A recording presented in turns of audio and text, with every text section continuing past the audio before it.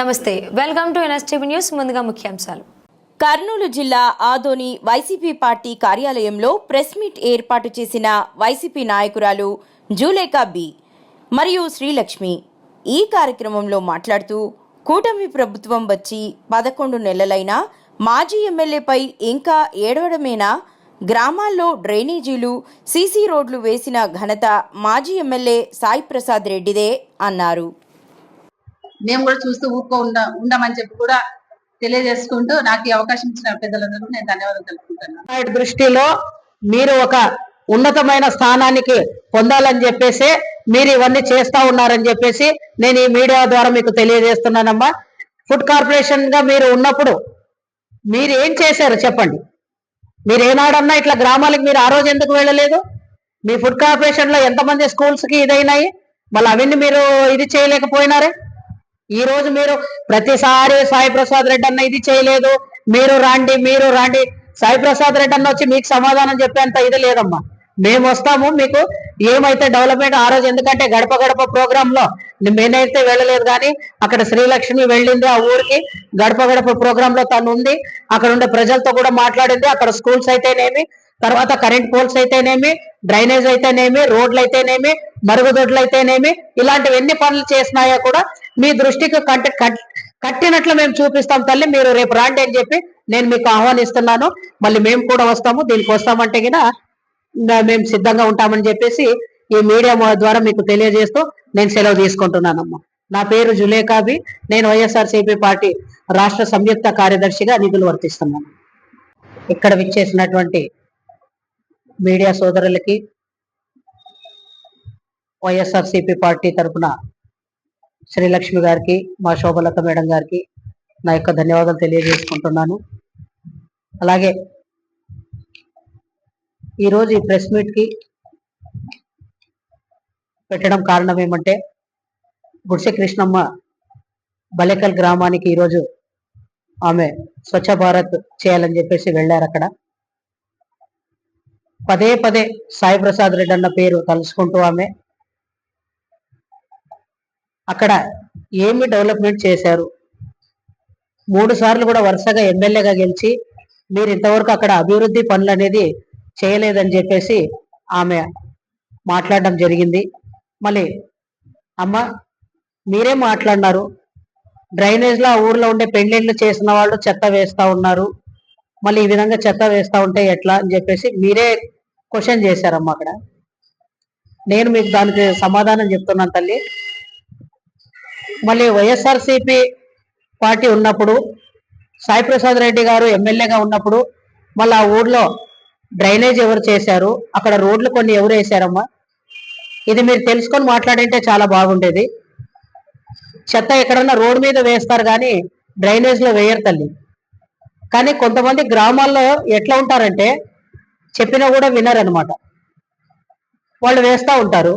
ఇప్పుడు మీ ప్రభుత్వం వచ్చి 11 నెలలు అవుతా ఉంది, శానిటైజర్ వాళ్ళు లేరు ఆ ఊర్లో, కనీసం 5 మంది ఉండాలని చెప్పేసి మీరు అంటున్నారు. మళ్ళీ ఇద్దరే ఇప్పుడు ఉన్నారంటే మీరు 5 మందిని మీరు పెట్టండి తల్లి. మీ ప్రభుత్వం కదా, మీ కూటమి ప్రభుత్వం ఉన్నప్పుడు ఇంకా వైఎస్ఆర్సీపీ వాళ్ళ మీద పడి ఏడవడం ఏమీది? మీరు ఛాలెంజ్ చేస్తా ఉన్నారు గ్రామానికి రమ్మని చెప్పి. మా ప్రియతమ నాయకుడు సాయి ప్రసాద్ రెడ్డి అన్న అక్కడికి రావడం మీకు సమాధానం చెప్పాల్సింది కాదు తల్లి. మేము వస్తాం రేపు, మీరు రండి. రేపు 10 గంటలకంతా మేము గణేకల్ గ్రామానికి, మేము అక్కడ బలేకల్ గ్రామాన్ని మేము అక్కడ ఉంటాము, మీరు కూడా రండి. అక్కడ మా పార్టీ తరఫున ఏవైతే పనులు, అభివృద్ధి పనులు జరగలేదో మీ కళ్ళకు కట్టినట్లు మేము చూపిస్తాం తల్లి.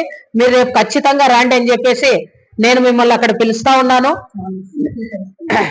మీరు వచ్చినారంటే నాకు చాలా బాగుంటుంది, ఎందుకంటే అందరం కలిసి దానికి ఇది చేద్దాం తల్లి. డెవలప్మెంట్ అని మీరు అడుగుతున్నారు.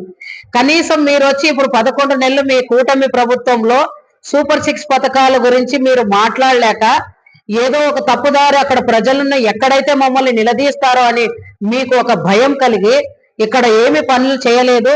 గతంలో సాయి ప్రసాద్ రెడ్డి అన్న గారు ఎమ్మెల్యేగా ఉన్నప్పుడు మీకు ఏ విధంగా అయితే అభివృద్ధి పనులు చేయలేదని చెప్పేసి మీరు పక్కదావ పట్టిస్తున్నారు తల్లి. అవి మేము వింటూ చూస్తూ ఊరుకోము. కానీ ఏవైతే మేము ఈ రోజు ప్రజల్లో ధైర్యంగా మేము ధైర్యంగా వస్తాము.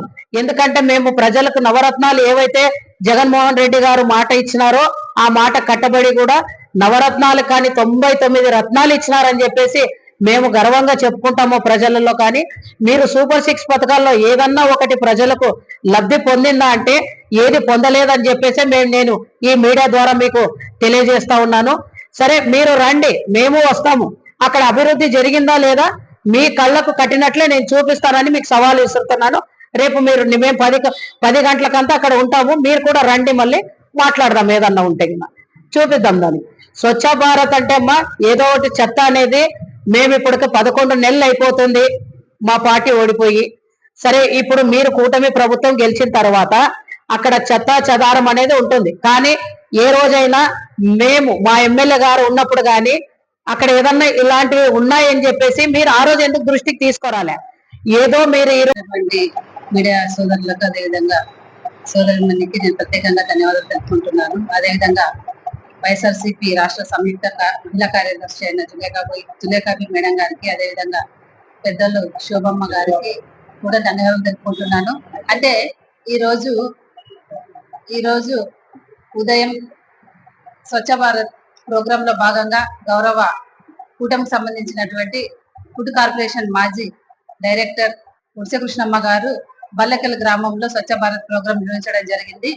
స్వచ్ఛ భారత్ ప్రోగ్రామ్ ని కాకుండా అక్కడ గౌరవ సాయిప్రసాద్ రెడ్డి అన్న గారిని, అంటే మీరు వచ్చి 3 సార్లు ఎమ్మెల్యే అయినారు, 2014లో 19లో, అదే విధంగా 3 సార్లు ఎమ్మెల్యే అయినారు, మీరు ఫెయిల్ అయినారు, అభివృద్ధి చేయలేదు, మీ జగన్మోహన్ రెడ్డి గారు అభివృద్ధి చేయాలి, మీరు కూడా అభివృద్ధి చేయలేదు, ఫెయిల్ అయినారు అని ఒక మాట మాట్లాడడం జరిగింది.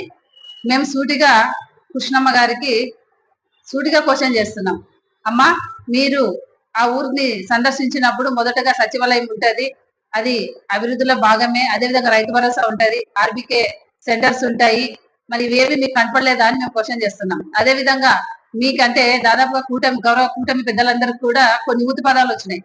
అంటే ఎలక్షన్ కన్నా ముందు నుండి మేము వింటున్నాము. అంటే వాళ్ళ ఊత పదాలు కబ్జా, అవినీతి, అంటే ఇలాంటి మాటలు ఎక్కువగా వాడుతుంటారు. కబ్జా అనేది మీ అవినీతి గురించి మీరు మాట్లాడకూడదమ్మా, ఎందుకంటే ఆ మాటలు మీకు సరిపోవు. కబ్జా అనేది మీరు మాట్లాడిన మాటకి మీ 11 నెలల్లో, మీ గవర్నమెంట్ వచ్చిన 11 నెలల్లోనే మీకు కనువిప్పు కలిగింది. అదే విధంగా గర్స్ ఈరోజు అవినీతి అంటున్నారు, కొండల్లో పిండి చేసి గర్సును తరలించేది ఎవరు కూడా ఒకసారి ఆత్మ పరిశీలన చేసుకోవాలని నేను తెలియజేస్తున్నా. ఎందుకంటే ఈ విధంగా ఎప్పుడు కూడా ఆధారాలు లేకుండా మాట్లాడొద్దని కూడా తెలియజేసుకుంటున్నాను. అదే విధంగా మీరు అవినీతి అన్నారు, అక్కడ ఉన్నటువంటి గౌరవ సర్పంచ్ గారు మీ ఎదురుగే దాదాపుగా బల్లెకల్ గ్రామంలో వైసీపీ గవర్నమెంట్ లోన 60 నుండి 60% పనులు పూర్తి చేశాము. అదే విధంగా 2.5 కోట్లతో ఒక స్కూలు ఎలాంటి అవినీతి లేకుండా మేము పూర్తి చేశాము. అదే విధంగా ఉపాధి హామీకి సంబంధించి 200, 300 నుండి 500 దాకా మేము పెంచుకోవడం జరిగింది. అదే విధంగా రోడ్డు పనులు కూడా పూర్తి చేశాము, కరెంట్ లైన్స్ కూడా మేము పూర్తి చేశామని చెప్పడం జరిగింది. ఎక్కడ కూడా గ్రామ ప్రజల మధ్యన మీరు ఏదైతే అవినీతి అన్నారో మీ సమక్షంలోనే మరి గౌరవ సర్పంచ్ గారు అవినీతికి తావులేదని చెప్పడం జరిగింది. మీరు తెలుసుకొని మాట్లాడాలని కూడా తెలియజేస్తున్నా. మేము గడప గడపకు పోయినప్పుడు ఉన్నాయి సమస్యలు లేవని చెప్పలేము, ఎందుకంటే గౌరవ సాయిప్రసాద్ రెడ్డి అన్న గారు మరి రాజశేఖర రెడ్డి సార్ గారి హయాంలో ఆ చుట్టుపక్కల ఉన్నటువంటి దాదాపు ఒక 4-5 గ్రామాలకు మంచినీళ్ళని ఇచ్చిన ఘనత సాయిప్రసాద్ రెడ్డి అన్న గారిని కూడా మీరు తెలుసుకోవాలని కూడా నేను తెలియజేస్తున్నా. ఒక ఊరికి వెళ్ళినప్పుడు ఫస్ట్ ఆ ఊర్లో నీళ్లు లేవని ఈ రోజు మాట్లాడుతున్నారు, నీళ్లు ఎవరిచ్చారని కూడా అడగాల్సిన బాధ్యత మీకు ఉందని కూడా నేను తెలియజేస్తున్నా.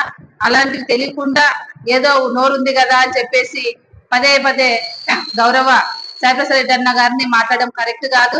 మీరు ఏదైనా కూడా ఆధారాలతో మాట్లాడాలని నేను తెలియజేస్తున్నా.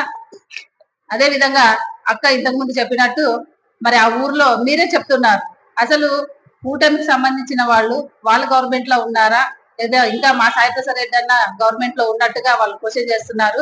అమ్మ, మీరు వచ్చి 11 నెలలు అవుతుంది, కూటమి గవర్నమెంట్ లో మీరే ఉన్నారు, మీ సీఎం గారే ఉన్నారు.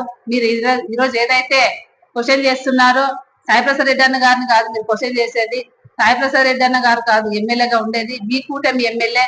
ఆ క్వశ్చన్స్ అన్ని కూడా మీ గౌరవ ఎమ్మెల్యే అన్న గారిని మన గౌరవ ఎమ్మెల్యే అన్న గారిని క్వశ్చన్ చేయాలని తెలియజేస్తున్నాం. ఊరన్నాక చెత్త ఉంటది.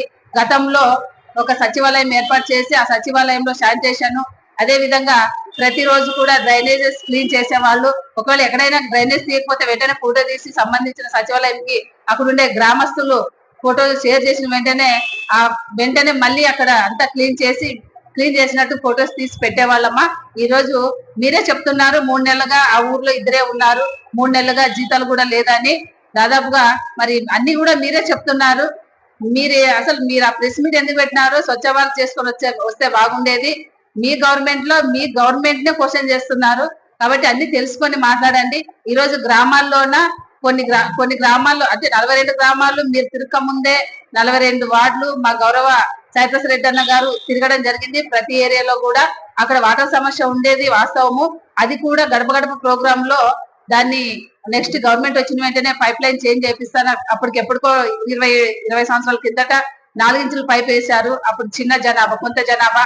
ఇప్పుడు జనాభా పెరిగే కొద్దీ ఆ పైప్ లైన్లు కూడా మార్చాలని చెప్పేసి గడప గడప ప్రోగ్రామ్ లో పెట్టడం జరిగింది. మరి మా గవర్నమెంట్ రాలేదు కాబట్టి మీ గవర్నమెంట్ వచ్చింది కాబట్టి ఇప్పుడు గవర్నమెంట్ ఏదైనా కూడా ప్రజలకు సర్వీస్ చేయాలి కాబట్టి అది ఎక్కడైతే వాటర్ ప్రాబ్లం ఉందో ఆ పైపులు చేంజ్ చేయించి స్వచ్ఛమైన నీటిని అందించాల్సిన బాధ్యత ప్రజలకు మీ మీద ఉందని కూడా నేను తెలియజేస్తున్నా.